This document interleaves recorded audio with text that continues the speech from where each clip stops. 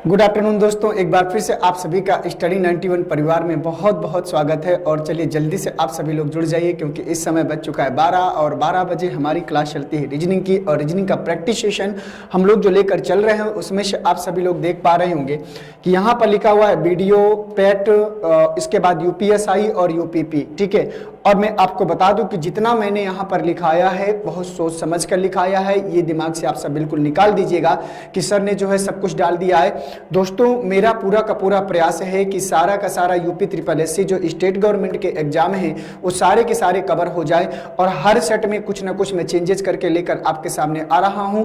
तो चलिए दोस्तों जल्दी से आप सभी लोग तैयार हो जाओ। आज की इस क्लास को, आज के इस सेशन को हम लोग जो है बहुत ही शानदार तरीके से जो है इसको समाप्त करेंगे। तो आप जैसा कि आप सभी लोग जानते हैं कि इस समय जो है हम लोग प्रैक्टिस कर रहे हैं और प्रैक्टिस में हमारा टारगेट रहता है ज़्यादा से ज़्यादा क्वेश्चंस को करने का।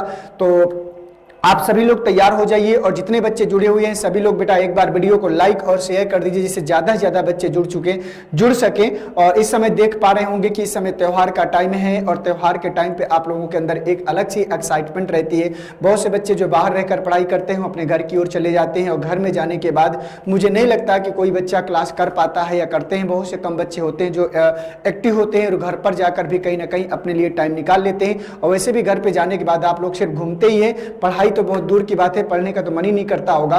तो इस समय वैसे ज्यादातर बच्चे घर नहीं जा रहे होंगे क्योंकि एक रीजन है घर ना जाने का कि जो एक्टिव बच्चे होंगे इस समय यूपी ट्रिपल एससी पेट का एग्जाम आपका आने वाला है। तो मेरी तो यही सलाह है कि अगर आप लोग नहीं गए हैं तो बहुत अच्छा काम किया क्योंकि अभी इसके बाद फिर से एक त्यौहार आने वाला है दिवाली। और दिवाली जो है आराम से आप जाइए, एंजॉय करिए क्योंकि एग्जाम भी हो जाएगा और फ्री माइंड होकर आप सब जो है काम कर सकते हैं। तो चलिए दोस्तों तैयार हो जाइए। आज के इस सेशन को, आज की इस क्लास को हम लोग जो बहुत ही खूबसूरती के साथ आगे धीरे धीरे एक एक क्वेश्चन स्टेप टू स्टेप में लेकर जो उसको समाप्त करेंगे और आप लोग जो है अपना आंसर्स जो है रोज की तरह आप सभी लोग देते जाएंगे। ठीक है, तो चलिए यहाँ पर आप सब देख पा रहे होंगे कि महाबचत ऑफर आप सबके लिए स्पेशल जो है दशहरे के शुभ अवसर पर महाबचत ऑफर आपके लिए स्टडी 91 लेकर आया है। और बहुत ही खूबसूरत सभी बच्चों को देखते हुए हमने ये डिसीजन लिया है कि आप सबके लिए फीस में इस समय काफी जो है छूट दी गई है। यूजीसी नेट का मात्र 999 कर दिया गया है और इसके बाद वीडियो मॉक टेस्ट 249 कर दिया गया है। और इसके बाद देखो आपको लग रहा होगा कि मॉक टेस्ट बहुत महंगा है। देखो दोस्तों मैं बता दूं कि पहले 349 था, अब इसको 100 रुपया और कम किया गया है। देखो इसमें महंगा करने का कारण क्या है कि इसमें सारे जो मॉक टेस्ट है उसमें से वीडियो सॉल्यूशन भी आपको प्रोवाइड किया जा रहा है। सारे टीचर 2-2 घंटे पढ़ाते हैं तब जाके सॉल्यूशन जो है देना पड़ता है, तो वहां पर आपको समय लगता है इसलिए। और दूसरी बात यहाँ पर पेट का मॉक टेस्ट आप लोगों के पास है, हिंदी की इंडिविजुअल क्लास है और इसके बाद पेट की हिंदी की इंडिविजुअल क्लास है। ये सारी चीजें बहुत ही बेहतरीन और शानदार तरीके से आप सबके लिए प्रोसीड और प्रोवाइड की गई है। तो अगर आप इंटरेस्टेड हैं तो इस ऑफर का आप लाभ उठा सकते हैं। ऑफर जो है वैलिड टिल तक रहेगा 5 अक्टूबर तक, इसके बाद इसकी एक्सपायरी डेट आ जाएगी। तो चलिए दोस्तों दूसरा ऑफर आपके लिए महाबचत ऑफर के साथ में संपूर्ण अध्ययन सामग्री और प्रैक्टिस सेट का भी है। तो ये आप लोग तो देख ही पा रहे होंगे कि इसमें भी भारी छूट दी गई है जितना हमसे हो सकता था। तो आइए दोस्तों आपके सामने क्वेश्चन नंबर पहला, और क्वेश्चन नंबर पहला आप सब लोग देखिए, पढ़िए और बताइए कि इसका सही जवाब क्या होगा। छोटा सा प्रश्न है, वेन डायग्राम का प्रश्न है। करा कि कुछ क्रिकेट खेलने वाले टेनिस खेलते हैं और कुछ टेनिस खेलने वाले हॉकी भी खेलते हैं, लेकिन कोई भी क्रिकेट खेलने वाला हॉकी नहीं खेलता। तो बताइए इसका सही जवाब क्या हो जाएगा। आपको जो है बताना है कि इस प्रश्न का सही आंसर क्या होगा।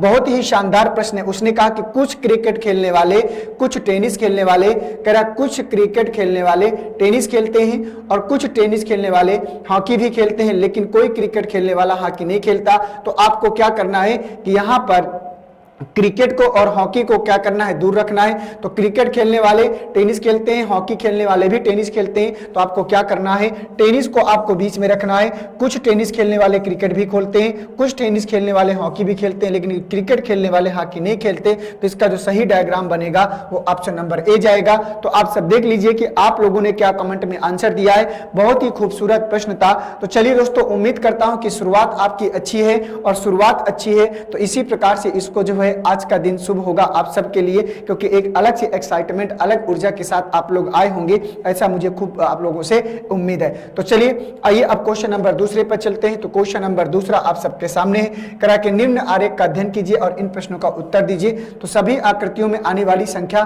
पता कीजिए। उसने कहा कि सभी आकृतियों में आने वाली संख्या को पता करना है जो तीनों में कॉमन हो, जो तीनों सब्जेक्ट में आपकी आती हो। तो ऐसी कौन सी संख्या है जो सभी आकृतियों में आती है, ये आपको बताना है। तो बताइए इस प्रश्न का सही जवाब क्या होगा। सभी आकृतियों में आने वाली संख्या का पता लगाना है। तो दोस्तों आप यहां से ध्यान से देखें तो सभी आकृतियों में आने वाली जो संख्या है, यहां से आप सब आइडिया लगा सकते हैं कि सभी आकृतियों में जो आने वाली संख्या है वो जो है क्या है, वो यहां से अगर ध्यान से देखें तो ये इस प्रकार से गई है और ये क्या है 2 और 2 कहां है, ऑप्शन नंबर फर्स्ट में। तो इस प्रश्न का जो सही जवाब होगा वो ऑप्शन नंबर फर्स्ट होगा। निम्न आरेख का अध्ययन कीजिए और इन प्रश्नों का उत्तर दीजिए। सभी आकृतियों में आने वाली संख्या का पता लगाइए। तो यहां पर हमने देख लिया कि इसका जो आंसर आया वो क्या आया, सेकेंड आया। ठीक है दोस्तों, तो उम्मीद करता हूं कि प्रश्न आप सबका सही हो गया होगा। आइए अब चलते हैं अगले प्रश्न में, क्वेश्चन नंबर तीसरे में। यदि कह रहा है RUTH लिखा हुआ है, रथेनियम लिखा हुआ है, तो यहां पर शब्द के अक्षरों को वर्णमाला क्रम में सजाया जाता है, तो बीच वाले अक्षर के दाहिनी ओर दूसरा अक्षर क्या होगा, बताइए। तो बीच वाले अक्षर के दाहिनी ओर दूसरा अक्षर क्या होगा। देखो प्रश्न में कुछ नहीं है, आप इसको बढ़िया से पहले पढ़ो, इसमें लिखा क्या है। ठीक है, उसने कहा कि यदि ये शब्द है, शब्द के अक्षरों को वर्णमाला के क्रम में सजाया जाता है। इसका मतलब ये हुआ कि वर्णमाला के क्रम में सजाने का मतलब दोस्तों ये हुआ कि आपको क्या करना है, इसको अगर ध्यान से आप लोग समझ पा रहे होंगे, इसको वर्णमाला के क्रम में अगर सजाना है तो जो अक्षर वर्णमाला में पहले आता है उसको पहले, जो बाद में आता है पहले। एक अंग्रेजी वर्णमाला के अनुसार इन सभी अक्षरों को लिख लीजिए। इसके बाद तो बीच वाले अक्षर के दाहिनी ओर दूसरा अक्षर आपको पता लगाना है। तो बताइए इस प्रश्न का सही जवाब क्या हो जाएगा।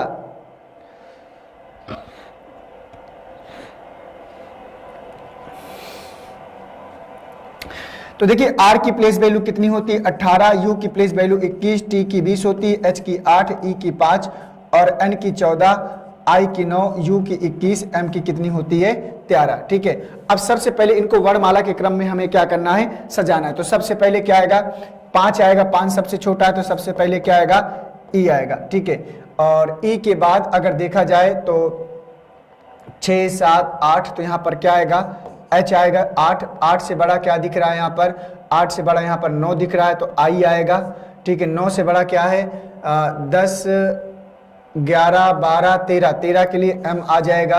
13 के बाद 14, 15, 16, 17, 18 के लिए R आएगा। 18 के बाद क्या आएगा 19, 20 T आएगा। 20 के बाद क्या आएगा 21 के लिए U आएगा। 21 2 बार है तो U और U कितनी बार आएगा, 2 बार आएगा। ठीक है, इससे बड़ा तो कुछ है नहीं यहाँ पर। तो 2, 2, 4, 2, 6, 2, 8, 2, 2, 4, 2, 6, 2, 8, 1, 9। कुछ हमने मिस कर दिया, और क्या मिस कर दिया ये हमको देखना पड़ेगा। N को हमने मिस किया है। कहाँ, किसको मिस किया है, N को। तो M के बाद जो आएगा वो N आएगा। M के बाद क्या आएगा, N आएगा। तो यहाँ पर N आएगा। N के बाद 14, 14 के बाद क्या आएगा 18, 18 के बाद 20, 20 के बाद 21 और 21। ठीक है, तो 2, 2, 4, 2, 6, 2, 8, 1, 9।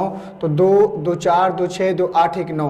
तो 9 अक्षर ऊपर भी है, 9 अक्षर नीचे भी है। तो उसने कहा है तो बीच वाले अक्षर के दाहिनी ओर दूसरा, तो 1, 2, 3, 4, 5, 6, 7, 8, 9। तो 1, 2, 3, 4 इधर से भी, 1, 2, 3, 4 इधर से भी। तो बीच वाला अक्षर N हो गया। तो उसने कहा है तो बीच वाले अक्षर के दाहिनी ओर दूसरा, तो इसके राइट दूसरा 1 और 2 क्या मिलेगा, T। तो यहाँ पर उत्तर T आएगा। और जिन बच्चों ने इस प्रश्न का आंसर T दिया होगा उनका आंसर बिल्कुल सही हो जाएगा। ठीक है दोस्तों, तो उम्मीद करता हूं कि आप सभी ने, ज्यादा तो कुछ बच्चों ने आप T दिया है, कुछ बच्चों ने गलत कर दिया, जबकि मैंने प्रश्न का फॉर्मेट भी बता दिया था कि क्या करना है। तो चलिए बहुत बढ़िया। जो बच्चे इस प्रश्न, देखो ऐसे प्रश्नों को करने के लिए आपके पास सबसे अच्छा बेस्ट तरीका ये होता है कि आप इस लैंग्वेज को ध्यान से पढ़िए, लैंग्वेज को ध्यान से समझिए, और अगर ये कर पाते हैं तो प्रश्न आपका बढ़िया से निकल आता है। प्रश्न में कुछ नहीं था, बस भाषा को समझना था। तुमसे क्या कराना चाहता था, ABCD सबको बढ़िया से पता ही होती है, बस उसको व्यवस्थित करके जो है हमको आंसर सर्च करना था।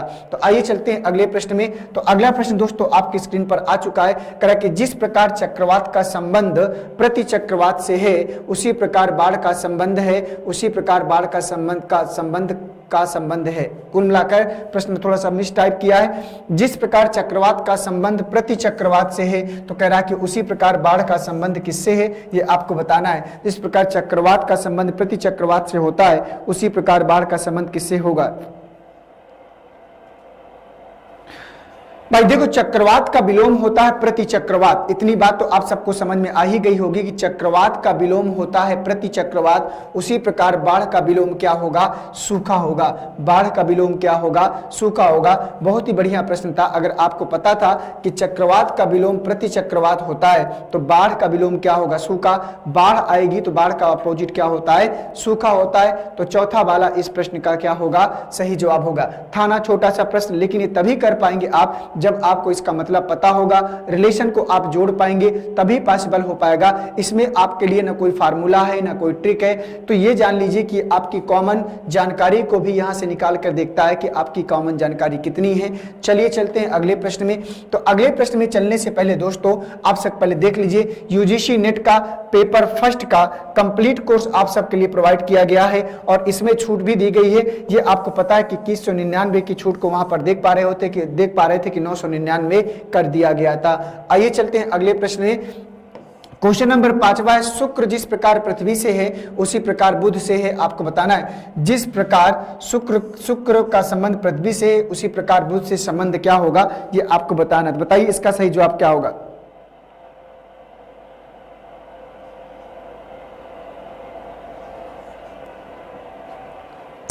बोलो भैया। शुक्र जिस प्रकार पृथ्वी से उसी प्रकार बुध से किस क्या होगा? भाई देखो, अगर ध्यान से देखें, अगर समझें, ध्यान से समझे, जिस प्रकार पृथ्वी का सबसे निकटतम ग्रह क्या होता है? शुक्र होता है। ये बात आप जानते हैं कि नहीं? पृथ्वी का सबसे निकटतम ग्रह क्या होता है? शुक्र होता है। तो आप पृथ्वी से सबसे निकटतम ग्रह शुक्र, उसी प्रकार बुध का सबसे निकटतम ग्रह क्या होगा? सूर्य होगा। बुध के निकटतम सबसे ग्रह क्या होगा? सूर्य होगा। तो इसका जो सही जवाब होगा वो ऑप्शन नंबर क्या हो जाएगा? फर्स्ट हो जाएगा। ठीक है ना? तो सूर्य का सबसे निकटतम ग्रह क्या होगा? बुध होगा। तो ये आपको जो है ग्रहों के बारे में जानकारी होनी चाहिए थी। जिस प्रकार आपको पता है कि बुध के सबसे निकटतम कौन होता है? सूर्य। जिस प्रकार पृथ्वी के सबसे निकटतम होता है शुक्र। ठीक है, आइए चलते हैं अगला प्रश्न। उसी प्रकार का है, विषम शब्द जोड़ी का चयन कीजिए। मात्रा लीटर, समय सेकंड, लंबाई मीटर, दाब बैरोमीटर। ये मात्रक हैं। अगर आपको मात्रक पता है तो विषम आप यहां से निकाल पाएंगे। बताइए इस प्रश्न का सही जवाब क्या हो जाएगा?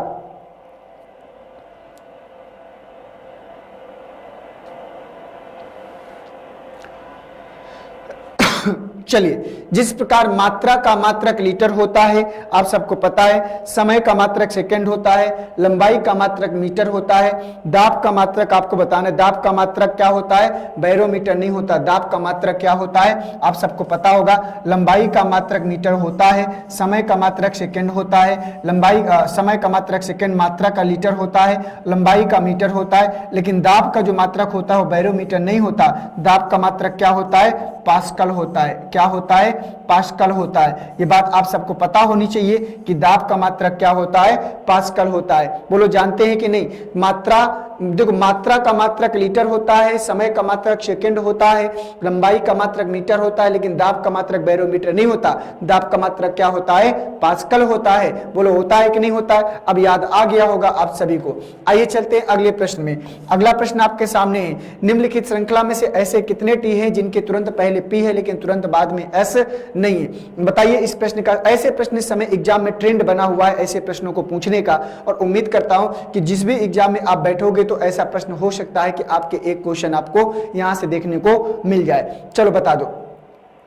कह रहा है कि निम्न श्रृंखला में ऐसे कितने टी हैं जिनके तुरंत पहले पी है लेकिन तुरंत बाद में एस नहीं है? तो बताइए इस प्रश्न का सही जवाब क्या होगा, और उम्मीद करता हूं कि आप सब लोग जो है सही जवाब ही देंगे, गलत जवाब नहीं देंगे। तो जल्दी से सर्च करिए, ढूंढिए और बताइए कि इसका आंसर क्या आएगा। सभी लोग दोस्तों जल्दी जल्दी बताते चलिए, बातचीत नहीं करना, पहले प्रश्नों को सॉल्व करेंगे क्योंकि ज्यादा से ज्यादा प्रश्नों को सॉल्व करने का टारगेट है। क्योंकि मैं देखता हूं कि आप लोग बातचीत करने में उलझ जाते हैं, फिर क्वेश्चंस का जवाब नहीं देते। लेकिन मैं ये भी देखता हूं कि बहुत से बच्चे हैं सिर्फ और सिर्फ पढ़ाई करने आते हैं और बढ़िया से पढ़ाई करते हैं और हर प्रश्न का जवाब देने का प्रयास करते हैं। तो यही होता है। देखो, चाहे ऑफलाइन हो चाहे ऑनलाइन क्लास हो, मैं अच्छे से जानता हूं कि सारे के सारे बच्चे पढ़ने वाले नहीं होते हैं। पढ़ने तो सब आते हैं, पढ़ना तो सब चाहते हैं, लेकिन किसी और कार्यों में संलग्न हो जाते हैं जिससे आपका समय इन्वेस्ट होता है। और जब तक आप सीरियस होते हो, आपको लगता है कि नहीं अब पढ़ना चाहिए, तब तक आप 2-3 साल का समय गंवा चुके होते हो और आपकी नौकरी लेट होती है। फिर भी आप कोशिश करते हो और फाइनली नौकरी मिलते मिलते आपका समय लंबा बीत जाता है, फिर लगता है कि 8 से 10 सालों में आपको नौकरी मिली है, तो वहां पर भी आप एक अच्छा लंबा समय गंवा देते हो। ठीक है, तो अभी आपके पास समय है, उस चीज को समझिए, अगर उस चीज को समझिए आप सभी लोग, और अगर समझ गए तो आपके करियर के लिए और आपके परिवार के लिए बेहतर होगा। नहीं तो स्ट्रगल, आपके स्ट्रगल के साथ साथ आपके परिवार का भी स्ट्रगल बढ़ जाता है। ये बात आप अच्छे जानते हैं, क्योंकि आपके ऊपर उम्मीदें होती है, परिवार आपके ऊपर डिपेंड होगा, क्योंकि जैसे जैसे आप बड़े होंगे, माता पिता वैसे वैसे बुजुर्ग होंगे, उनको जो है आपकी जरूरत होगी, और अगर आप एक अच्छे मुकाम पर नहीं पहुंच पाए तो आप अपने माता पिता की अच्छे से सेवा नहीं कर पाएंगे, परेशान रहेंगे अपने आप में। तो इसलिए दोस्तों अभी आपके पास समय है, समय को समझिए, समय के बहुमूल्य को समझिए, और अगर समझ जाएंगे तो जल्दी सफलता मिलेगी, और जितना जल्द बेहतर होगा उतना जो है आपके जीवन और लाइफ के लिए, सभी के लिए बेहतर होगा। चलिए, तो प्रश्न बोल रहा है कि निम्न श्रृंखला में ऐसे कितने टी हैं जिनके तुरंत पहले पी है लेकिन तुरंत बाद में एस नहीं है। तो चलिए बच्चों के आंसर्स आना शुरू हो चुके हैं, तीन बच्चे बता रहे हैं, कुछ दो भी बताए हैं। चलिए आइए देख लेते हैं। तो यहां पर कह रहा है कि निम्न श्रृंखला में ऐसे कितने टी हैं जिनके तुरंत पहले पी लेकिन तुरंत बाद में एस नहीं है। कितने टी हैं जिनके तुरंत पहले पी है, तो यहां पर तो ऐसा नहीं है, तुरंत पहले पी यहाँ पर नहीं, तुरंत पहले टी है लेकिन तुरंत बाद में एस नहीं है, बिल्कुल सही है। तुरंत पहले तो पी है लेकिन तुरंत बाद में क्या हो गया, एस हो गया, गलत हो गया। तुरंत पहले यहाँ पर नहीं है, तुरंत पहले पी लेकिन तुरंत बाद में एस नहीं है, यहाँ पर ये भी हो गया। ठीक है, तुरंत पहले टी है लेकिन तुरंत बाद में एस नहीं, ये भी हो गया।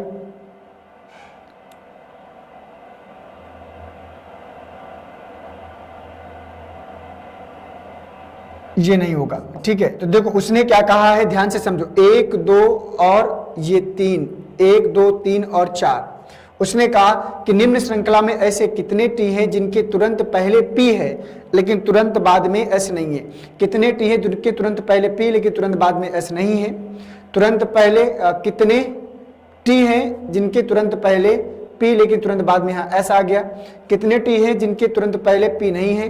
कितने टी हैं जिनके तुरंत पहले पी लेकिन तुरंत बाद में एस नहीं, ये भी है कि तुरंत बाद में एस नहीं। तो 1 2 3 और 1 2 और ये 3 और ये 4, तो 2 3 और 4 यहाँ पर है नहीं, तो ऑप्शन में आएगा कोई नहीं। ठीक है, ऑप्शन में क्या आएगा, कोई नहीं।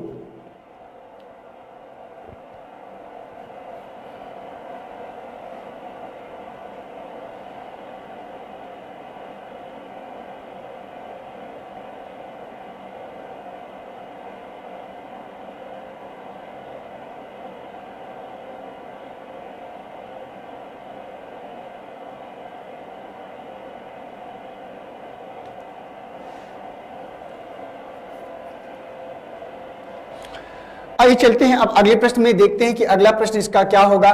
तो चलिए दोस्तों, इस प्रश्न को बताना है, और ये आप सबको पता नहीं दिख रहा होगा कि नहीं, तो इसमें से आपको बताना है कि विषम क्या होगा, जल्दी से बताइए।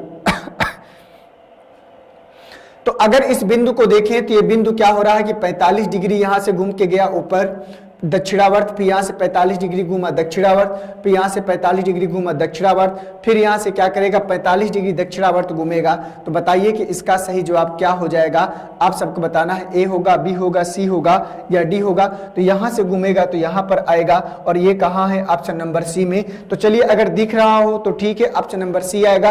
अगर नहीं दिख रहा है तो कोई बात नहीं, इसको हम हटा देते हैं, इसको जो है लेकर परेशान नहीं होना, क्योंकि यहाँ पर मुझे लग रहा है कि आप सबको दिख सही से नहीं रहा होगा। तो यूपी SSS पेट एग्जाम का 15 मॉक टेस्ट आपके साथ में 25 सेक्शनल टेस्ट के साथ में इसका जो है आयोजन कर रहा है स्टडी 91। इसमें 15 मॉक टेस्ट और 25 सेक्शनल टेस्ट हैं, 3000 मोस्ट इंपॉर्टेंट क्यूज हैं, वीडियो सॉल्यूशन है, और साथ में डाउट क्लियरिंग सेशन के साथ में आपको यूपी SSS पेट का आपको जो है पूरा का पूरा शेड्यूल यहाँ पर आप सबके सामने है। आप इसको ध्यान से देख सकते हैं, अगर आप इसमें जुड़ना चाहते हैं तो आप जुड़ सकते हैं। चलिए अगला प्रश्न है कि निम्न हर प्रश्न में आकृतियों के 2 सेट दिए गए हैं, 1 2 3 और 4 सेट में समस्याएं हैं, और ए बी सी और डी के सेट में उत्तर दिए गए हैं। 1 और 2 आकृतियों में तो एक निश्चित संबंध है, उसी प्रकार संबंध 3 और 4 आकृति में सेट उचित आकृति का चयन। जिस प्रकार 1 और 2 में संबंध है, उसी प्रकार 3 से जो रिलेशन बनेगा 4 का, वो किसका बनेगा, ये आपको बताना है।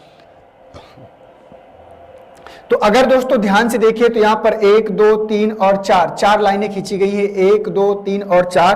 तो यहाँ पर भी आपकी जो है 4 लाइनें खींची जाएंगी और ये किसमें है आपको देख के बताना है कि 1 2 3 4 में से इसका सही जवाब क्या हो जाएगा। बहुत ही बढ़िया शानदार प्रश्न है। तो इसका आंसर क्या होगा, ए होगा। क्यों? क्योंकि इसमें अगर 4 लाइन खींचेंगे तो एक लाइन ऐसे जाएगी, एक लाइन ऐसे जाएगी, ध्यान से देखिए तो एक लाइन ऐसे जाएगी और एक लाइन ऐसे जाएगी। और ऐसा डायग्राम सिर्फ कहां पर है, ऑप्शन नंबर ए में ही दिख रहा है। तो इस प्रश्न का जो सही आंसर होगा वो क्या हो जाएगा, ऑप्शन नंबर ए होगा। आशा करता हूं कि प्रश्न आप सबको बढ़िया से समझ में आया होगा। तो छोटा सा प्रश्न था, कोई दिक्कत वाली बात यहां पर नहीं थी। ठीक है, तो चलिए ये भी प्रश्न आपका कंप्लीट हुआ। आइए अब चलते हैं अगले प्रश्न में। यदि समर को कूट में इतना रनर लिखते हैं तो विंटर को क्या लिखा जाएगा, ये आपको बताना है। तो बताइए इस प्रश्न का सही जवाब आपके अकॉर्डिंग क्या होने वाला है। बताइए जल्दी सभी लोग, इस प्रश्न का सही जवाब क्या हो जाएगा। तो प्रश्न कह रहा है कि समर को जो है इस बार रनर लिखा जाता है। तो चलो यहां पर मैं एक बार लिख के दिखा देता हूं। तो SUMMER, ठीक है। और समर को क्या लिखा जा रहा है, RUNNER, ठीक है। तो ये हो गया आपका।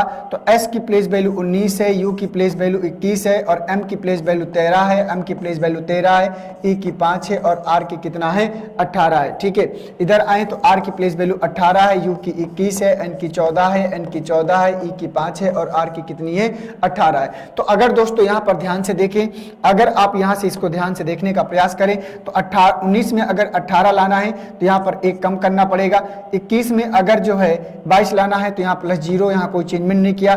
13 में 14 लाना है तो +1, 13 में 14 लाना है तो +1 और 5 में 5 लाना है तो +0, 18 में 18 लाना है तो +0। ये कुछ डिफरेंट प्रकार से सीरीज चल रही है, ये कुछ आपकी जो है डिफरेंट प्रकार से सीरीज चल रही है। तो यही चीज आपको यहाँ पर भी क्या करना पड़ेगा, विंटर में अप्लाई करना पड़ेगा।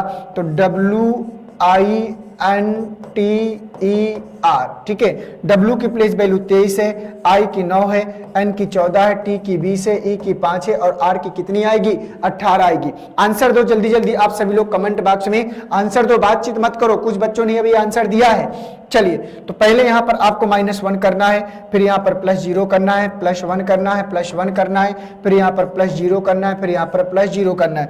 23 में 1 कम कर दो 22, 9 का 9 यहां पर आ ही रहेगा, 14 और 1 15 O, 20 और 1 21 U आएगा और 5 और यहाँ E का E रहेगा, यहाँ 18 का 18 रहेगा।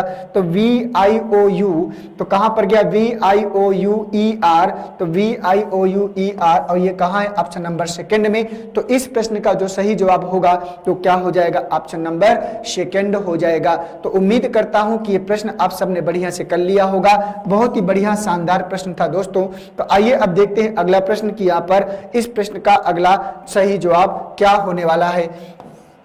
क्वेश्चन नंबर 11 आप सबके सामने कह रहा है कि QR का भाई है, PQ की बहन है, TS की भाई है, SR की बहन है। तो Q के चचेरे ममेरे भाई बहन कौन होंगे, आपको बताना है। तो Q के चचेरे ममेरे या भाई या बहन कौन होंगे। बहुत ही छोटा सा शानदार प्रश्न है। तो बताइए इस प्रश्न का सही जवाब क्या होगा। चलिए मैं देखना चाहता हूं कि ये प्रश्न किन किन बच्चों का आंसर आ रहा है, कि कौन कौन से लोग इसका आंसर सबसे पहले कमेंट बॉक्स में दे पाते हैं। तो चलिए, ब्लड रिलेशन का प्रश्न है और ब्लड रिलेशन के प्रश्न ढेर सारे आप सब कर चुके हैं, ब्लड रिलेशन आप सब बढ़िया से पढ़ भी चुके हैं। अब आपकी बारी है आंसर्स देने का। तो बताइए इसका सही जवाब क्या होगा, क्वेश्चन नंबर 11 का। बताइए सभी लोग क्या होगा इस प्रश्न का सही जवाब। 11 कह रहा है कि QR का भाई है। प्रश्न बोल रहा है कि Q जो है वो R का क्या है, भाई है। अगर ये भाई है तो पुरुष होगा। PQ की बहन है तो PQ की क्या है, बहन है। तो PQ की बहन है। TS का भाई है, TS का भाई है, SR की बहन है। S जो है R की बहन है, तो SR की बहन है। और TS का क्या था, भाई था। तो TS का क्या था, भाई था। तो सभी भाई बहन से संबंधित है। SR की बहन है, तो ये भी हमने बना लिया।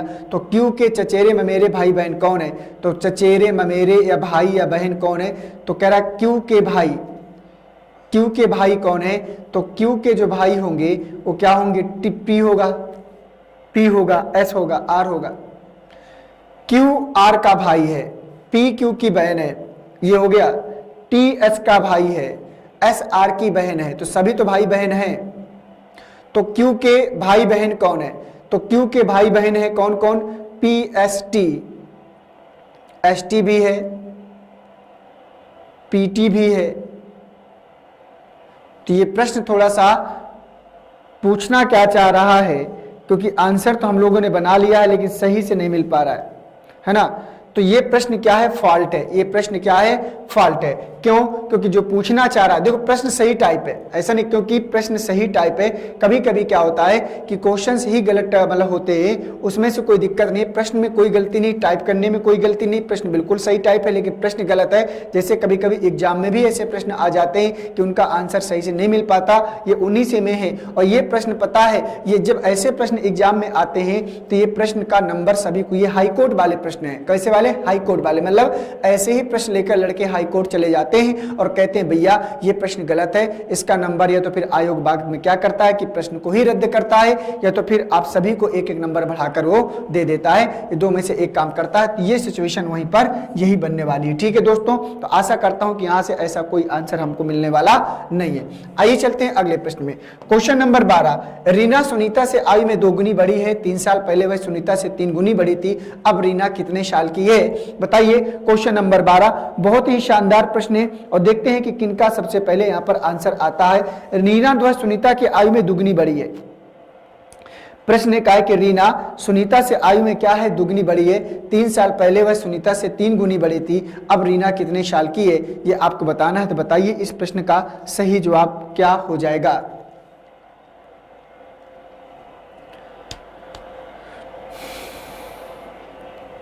तो ये दोस्तों एज प्रॉब्लम का प्रश्न है और एज प्रॉब्लम आप सबको करना है। तो यहां से जो है देखिए, यहां पर रीना सुनीता से आयु में 2 गुनी बड़ी है, तो जो रीना है वो सुनीता से आयु में 2 गुनी बड़ी है।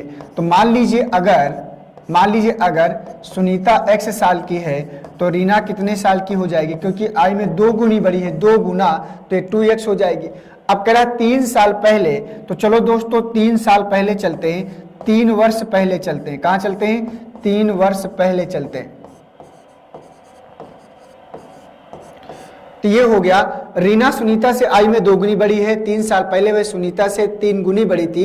तो 3 साल पहले जो सुनीता की उम्र है, 3 साल पहले जो सुनीता, मतलब ऐसा हमने लिख दिया, x-3 साल की रही होगी और जो रीना रही होगी वो 2x-3 साल की रही होगी। 3 साल पहले की बात कर रहा है, तो मतलब दोनों की आयु 3-3 साल क्या होगी, माइनस हो जाएगी। तो क्वेश्चन ने कहा है कि 3 साल पहले वह सुनीता से 3 गुना बड़ी थी। क्वेश्चन ने कहा कि 3 साल पहले वह सुनीता से 3 गुना बड़ी थी, तो सुनीता की उम्र जो है वो x-3 है और रीना की जो उम्र है वो 2x-3 है। ठीक है, तो उसने प्रश्न ने क्या कहा है कि 3 साल पहले वह सुनीता की 3 गुनी बड़ी थी, तो सुनीता की 3 गुनी बड़ी थी, तो सुनीता की 3 गुनी बड़ी थी, है ना। तो 3 साल पहले वह सुनीता से 3 गुना बड़ी थी, तो यहाँ पर आपको ध्यान देना है, रीना 3 गुना बड़ी थी तो सुनीता को आप 3 गुना कर दीजिए, तो 3x होगा, -3 का क्या होगा, 9 होगा, 2x-3 होगा। देखो 3 गुना सुनीता थी तो हमने 3 गुना रीना को किया, क्यों, क्योंकि जब समीकरण को बराबर करना होता है, आपको ध्यान देना है कि जब समीकरण को बराबर करना होता है तो आपको ये बात ध्यान देना है, तो सदो अपोजिट मल्टीप्लाई कराते हैं, ये आपने कैलकुलेशन हाई स्कूल में पढ़ा होगा। तो चलिए इसको कर लेते हैं। तो 2x को इधर ले आओ, ये बचेगा यहाँ पर x, 9 को उधर ले आओ, तो 9 में 3 घटेगा 6, तो x बराबर 6 आएगा। तो अब रीना कितने साल की है, तो रीना वर्तमान में 2x साल की थी, तो रीना की जो उम्र होगा 2 गुणे 6, x की जगह 6 रख देंगे, तो 2 गुणे 6 कितना होगा, 12 साल की हो जाएगी। और 12 साल कहाँ है, ऑप्शन नंबर 4 में। 12 साल कहाँ है, ऑप्शन नंबर 4 में। ये हो गया इस प्रश्न का सही जवाब। अब मैं उम्मीद करता हूं कि अब आप लोगों को इसका आंसर बढ़िया से क्या करेगा, मिल गया होगा। तो रीना सुनीता से आयु में 2 गुनी बड़ी है, 3 साल पहले वह सुनीता से 3 गुनी बड़ी थी, अब रीना कितने साल की है, तो ये हो गया इस प्रश्न का सही जवाब। ओके, चलिए बढ़िया, बहुत खूबसूरत। आइए चलते हैं अगले प्रश्न में। तो दोस्तों अगले प्रश्न में चलने से पहले आप सबको पता है कि डेली यूट्यूब शेड्यूल की क्लास जो आप सबको पता है कि इसमें से डेली करंट अफेयर्स की क्लास 8 बजे चलती है, इंडियन पॉलिटी की क्लास 9 बजे, जीके जीएस की क्लास 10 बजे, रीजनिंग की क्लास 12 बजे जो चल रही है, ज्योग्राफी की क्लास 1 बजे, मैथ्स की क्लास 3 बजे, साइंस की क्लास 6 बजे और संस्कृत की क्लास कितने बजे, 7 बजे चलती है। तो इस प्रकार से आपकी सारी क्लासेस क्या होती हैं, प्रोवाइड होती है। तो उम्मीद करता हूं दोस्तों कि ये प्रश्न आप सबका, आपका ये ये जो शेड्यूल है आप सबको पता होगा। इनमें से जो भी क्लास आपको करनी है आप उस टाइम पर पढ़कर, उस टाइम पर पहुंचकर आप सारी की सारी क्लासें पढ़ सकते हैं। तो आइए दोस्तों, अगला प्रश्न है कि निम्न आरोप को सही तरह से समझो। चलो, अंग्रेजी, हिंदी और गणित विषयों की परीक्षा के लिए 500 प्रत्याशी हाजिर हुए, कम से कम 2 विषयों में फेल होने वाले प्रत्याशियों का प्रतिशत कितना है? बताइए इसका आंसर क्या होगा। कम से कम 2 विषय में फेल होने वाले विद्यार्थियों का प्रतिशत कितना है, आपको यह बताना है। कम से कम 2 विषय में।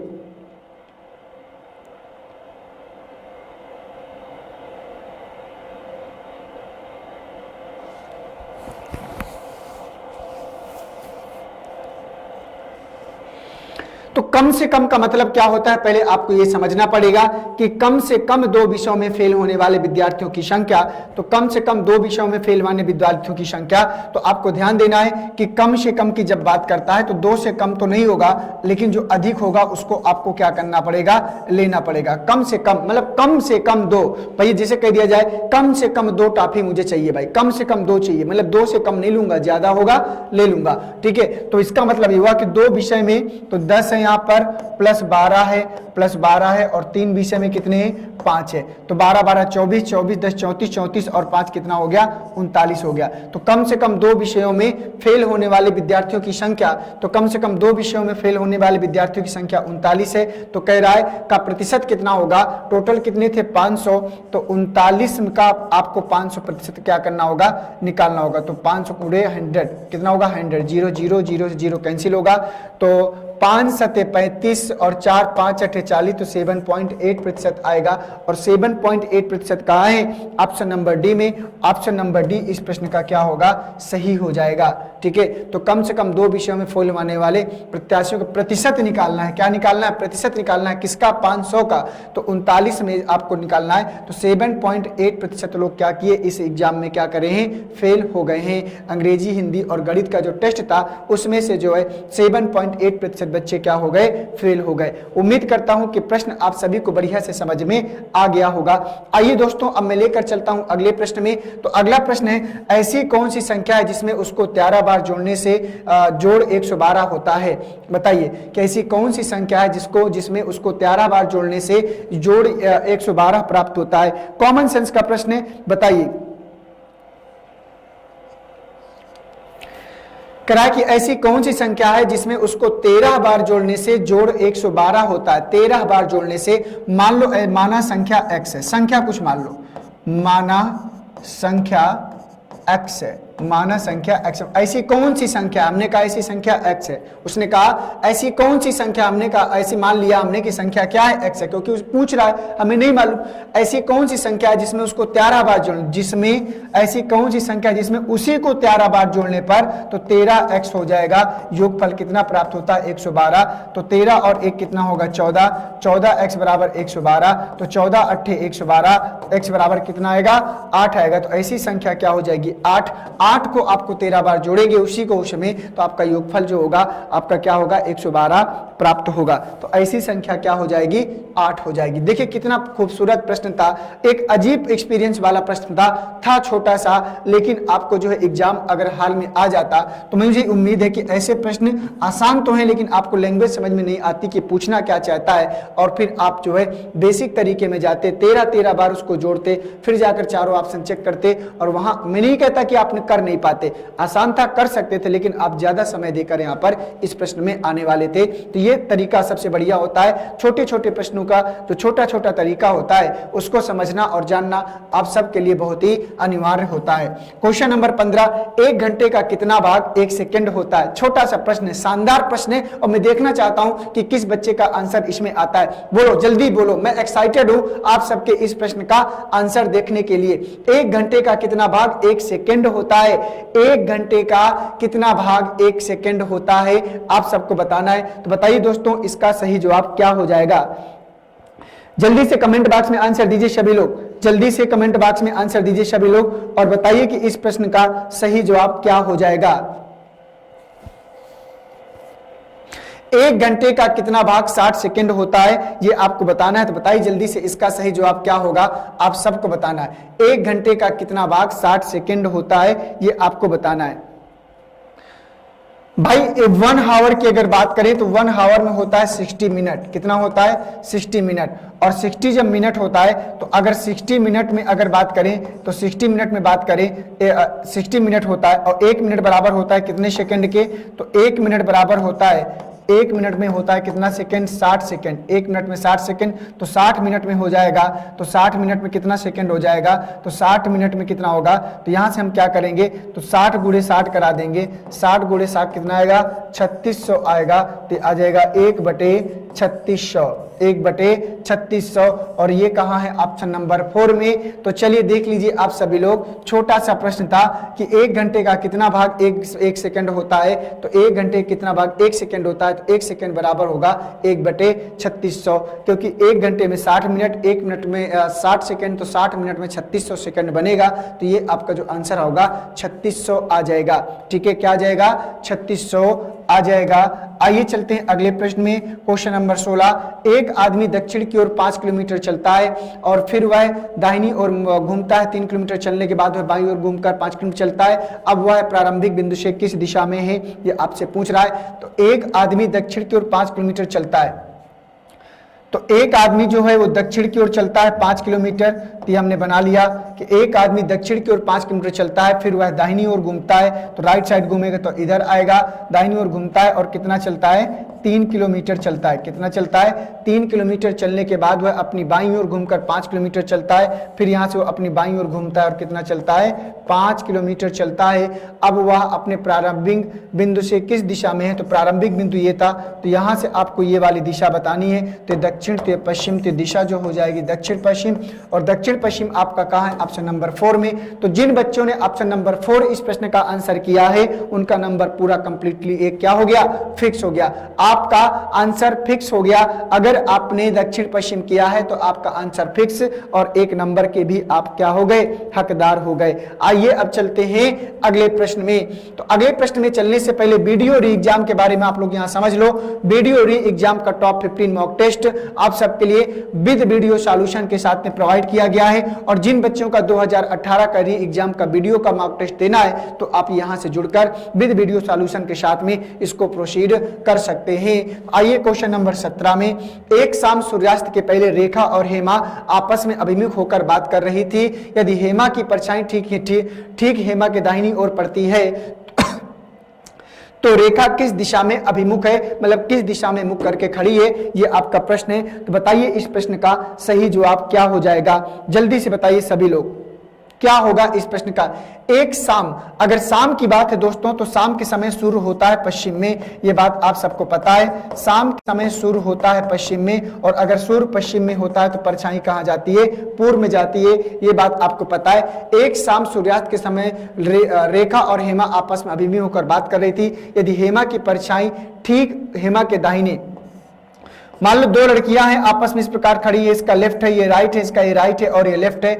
उसने कहा कि यदि हेमा की परछाई ठीक है, यदि हेमा की परछाई ठीक है हेमा के दाहिनी ओर पड़ती है, तो हेमा की परछाई ठीक हेमा के दाहिनी ओर, तो ये हेमा है, ठीक है, और ये क्या है? रेखा है। तो हेमा अगर उत्तर की ओर मुख करके खड़ी है तो परछाई उसके राइट में पड़ती है। तो रेखा किस दिशा में? तो रेखा किस दिशा में मुख करके खड़ी है? तो रेखा जो है साउथ में मुख करके खड़ी है, दक्षिण दिशा में। और जिन बच्चों ने दक्षिण इसका आंसर किया है उनका 1 नंबर पक्का। जिन बच्चों ने इस प्रश्न का आंसर दक्षिण किया है उनका 1 नंबर पक्का।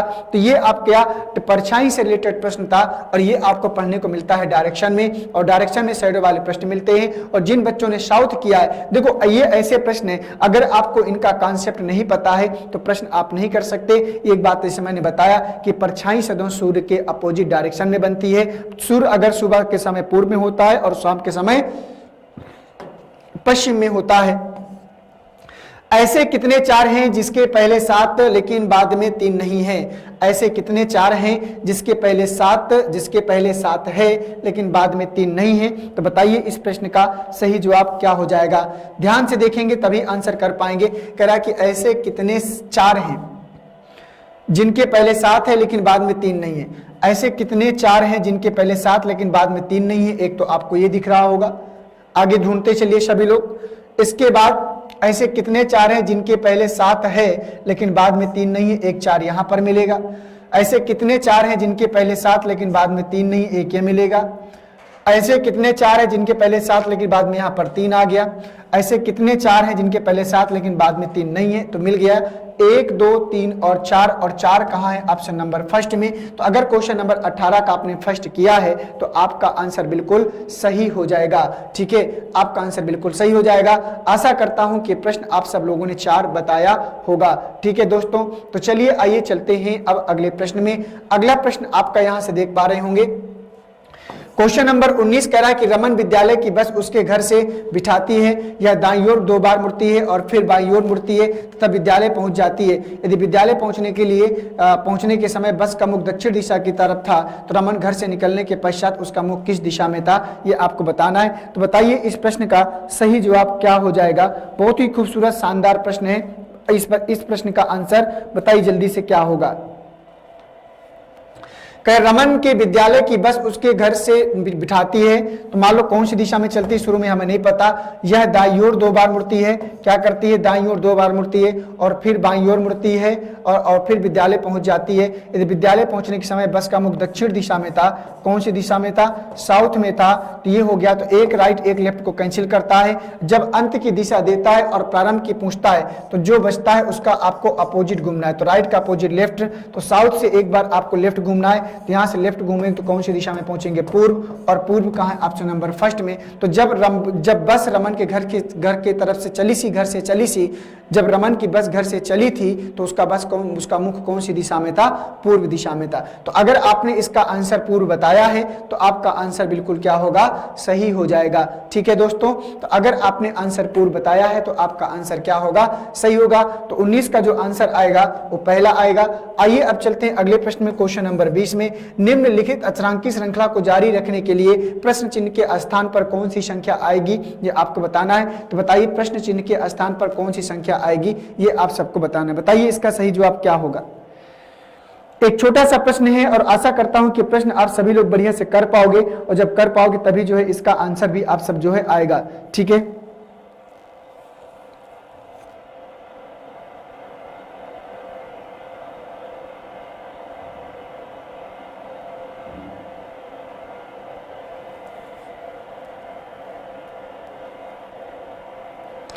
अगर इसको पहले देखिए, इसका कॉम्बिनेशन देखें तो 2 × 2 4, इसका कॉम्बिनेशन जैसे 4 × 3 12।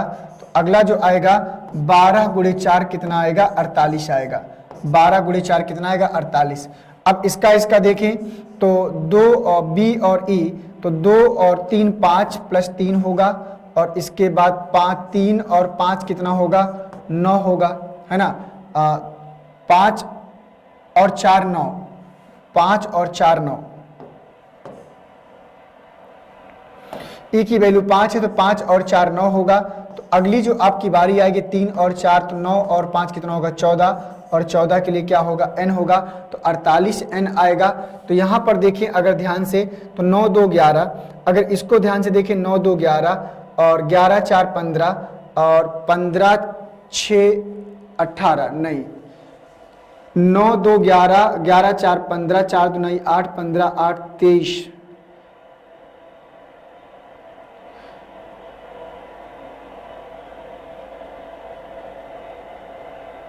15 6 21। हाँ ठीक है, तो देखो दोस्तों यहाँ से ध्यान से देखें तो 9 और 2 कितना हो गया? 11, और इसके बाद 11 और 4 कितना हो गया? 15, और 15 और 6 कितना हो गया? 23। तो यहाँ 23 आएगा। तो यहाँ पर जो आंसर आएगा 48 n 23 आएगा। क्या आएगा? 48 n 21। 15 6 21, 15 6 21, 15 6 21, और ये कहाँ है? ऑप्शन नंबर 4 में। 48 n 21 आएगा। 15 6 21 होता है, ठीक है ना। 15 6 कितना होगा? 21 होगा, और 21 आंसर आएगा। तो 48 n 21, और ये कहाँ है? ऑप्शन नंबर 4 में। तो इस प्रश्न का जो सही जवाब होगा वो क्या हो जाएगा? ऑप्शन नंबर 4 हो जाएगा। आइए अगले प्रश्न में चलते हैं। तो अगले प्रश्न में चलने से पहले आप सब देख पा रहे हैं कि अब हिंदी जो है नितिन सर के साथ आप सबके सामने यहाँ प्रोवाइड की जा रही है फॉर ऑल कॉम्पिटिटिव एग्जाम्स के लिए। हिंदी व्याकरण की क्लास है यहाँ पर नया बैच आप सबके लिए प्रारंभ हो चुका है। तो चलिए दोस्तों, हिंदी व्याकरण की क्लास, इसमें डिस्काउंट भी चल रहा है। मैं आपको बता दूं कि इस बैच के लिए दशहरे के शुभ अवसर पर विशेष ऑफर आप सबको प्रोवाइड किया गया है और आशा करता हूं कि ये ऑफर का फायदा आप लोग भी यहां से ले सकते हैं। एक शाम सूर्यास्त के से पहले कर्ण एक इमारत की तरफ चल रहा था। यदि इमारत की छाया कर्ण के बाईं ओर पड़ रही हो तो कर्ण का मुख किस दिशा में होगा? सूर्यास्त से पहले मतलब सूर्यास्त का समय था, सूर्यास्त होने का समय था, तो सूर्य आपका कौन सी दिशा में जाएगा? पश्चिम में। तो सूर्य अगर पश्चिम में जाएगा तो परछाई आपकी इस साइड जाएगी। तो इस प्रकार से मान लीजिए चीजें होंगी। उसने कहा कि यदि इमारत की छाया कर्ण के बाईं ओर पड़ रही हो तो इधर इसका ये लेफ्ट होगा, इसका ये राइट होगा, और इसका ये राइट होगा, इसका ये लेफ्ट होगा। तो इमारत की छाया कर्ण के बाईं ओर पड़ रही है तो मान लीजिए ये आपकी जो है इमारत है, ये आपकी क्या है? ये आपकी इमारत है और इमारत की छाया कर्ण के बाईं ओर। तो ये जो छाया इमारत की पड़ रही है ये कर्ण के क्या है?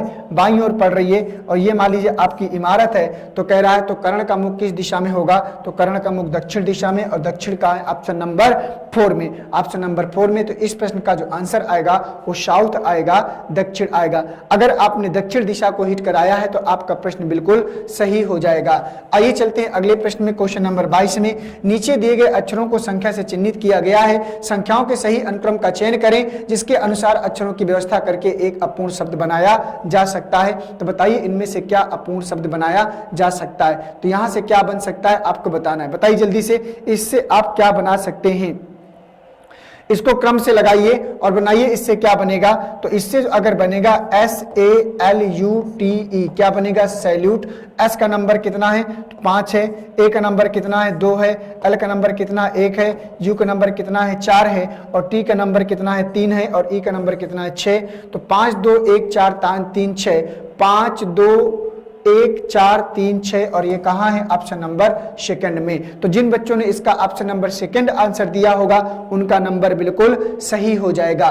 ठीक है दोस्तों, तो इसका आंसर जो होगा वो क्या होगा? सेकंड होगा। ठीक है, आइए अब चलते हैं अगले प्रश्न में। देखते हैं कि अगला प्रश्न यहाँ पर क्या पूछ रहा है। कह रहा है कि कौन सी आकृति दी गई अन्य 3 आकृतियों से भिन्न है? तो बताइए कौन सी आकृति अन्य 3 से भिन्न होगा?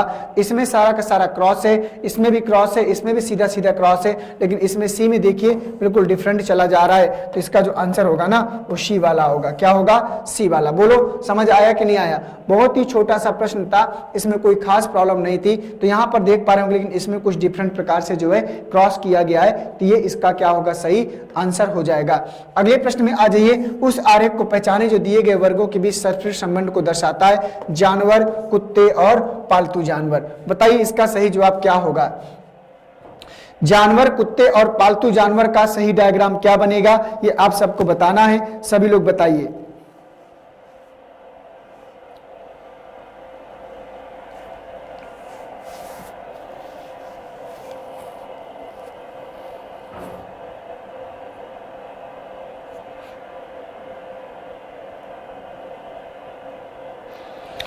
तो इसका जो रियल डायग्राम बनेगा तो सारे के सारे क्या हैं? अगर ध्यान से देखें, अगर सारे के सारे क्या हैं, आपको ध्यान से देखना, इसका सही जवाब क्या होगा? जानवर, कुत्ते। तो सारे के सारे कुत्ते जानवर हैं, सारे के सारे कुत्ते क्या हैं? जानवर हैं। और कुछ जानवर पालतू होते हैं, कुछ कुत्ते भी क्या होते हैं? पालतू होते हैं। तो ये कौन सा जाएगा? डी वाला। तो इस प्रश्न का 24 का जो आंसर जाएगा डी वाला। अगर आपने डी को हिट कराया है तो आपका आंसर बढ़िया होगा, बेस्ट होगा। ठीक है, चलिए ये हुआ कंप्लीट। आइए अब चलते हैं अगले प्रश्न में। तो अगले प्रश्न में चलने से पहले दोस्तों यहाँ ध्यान से देखिए कि नितिन सर के द्वारा हैंड रिटन ई बुक्स जो आप सबको प्रोवाइड किया जा रहा है उसका समय आ चुका है। तो इसको ध्यान से देखिए और बताइए। तो यहाँ पर आपके सामने ये जो एक रिटन ई बुक्स है, हाथ से लिखित जो ई बुक्स हैं, आपको पीडीएफ के रूप में प्राचीन इतिहास का है, मध्यकालीन इतिहास का है, आधुनिक इतिहास का, मतलब हिस्ट्री के तीनों पार्ट हैं, फिजिक्स, केमिस्ट्री और बायो साइंस के तीनों पार्ट हैं। साथ में भारतीय राज्य व्यवस्था पॉलिटी की बुक है, नोट्स है, हिंदी की भी आपको नोट्स प्रोवाइड की गई है और इंडियन ज्योग्राफी की भी आपको नोट्स प्रोवाइड की गई है। क्वेश्चन नंबर 25 कह रहा है कि 6 मित्र एक वृत्त में केंद्र की ओर मुख करके बैठे हुए। तो चलो 6 मित्र को पहले हैं तो 6 मित्रों का एक सर्कल बना लेते हैं। 1 2 3 4 5 6। ठीक है, 6 मित्र हैं, ये एक केंद्र में सर्कल करके बैठे हुए हैं। कह रहा है कि 6 मित्र एक वृत्त में केंद्र की ओर मुख करके बैठे हुए हैं। भरत विनोद की बाईं ओर है, तो भरत जो है वो विनोद की बाईं ओर है, तो मान लीजिए विनोद है, और विनोद के बाईं ओर कौन जाएगा? भरत जाएगा। विनोद के बाईं ओर कौन जाएगा? भरत। भरत विनोद के बाईं ओर है। राजेश भरत और मुकेश के बीच में, ब्रजेश ने कहा कि राजेश जो है भरत और मुकेश के बीच में, तो राजेश जो है वो भरत और मुकेश के बीच में है, तो भरत यहां पर है, तो यहां पर कौन आ जाएगा?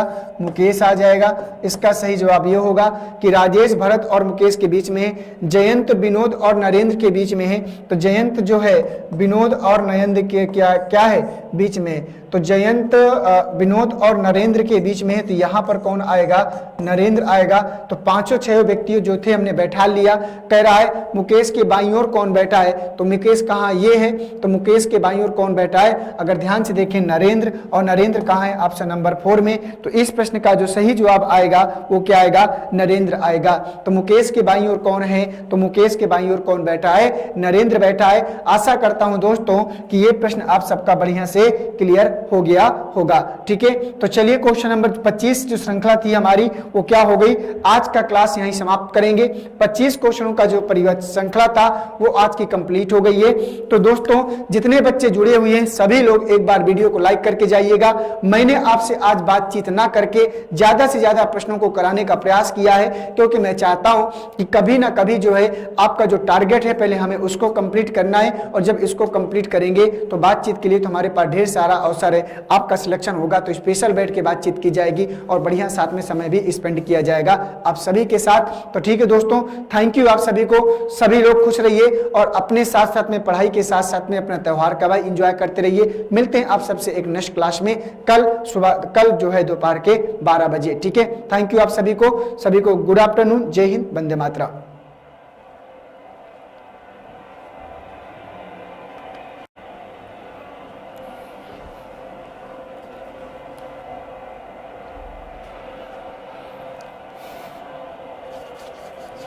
नमस्कार दोस्तों, एक बार फिर से आप सभी का स्टडी 91 परिवार में बहुत बहुत स्वागत है। और जैसा कि आप सब जानते हैं कि आज देखिए यहाँ पर ये आप सबके सामने जो है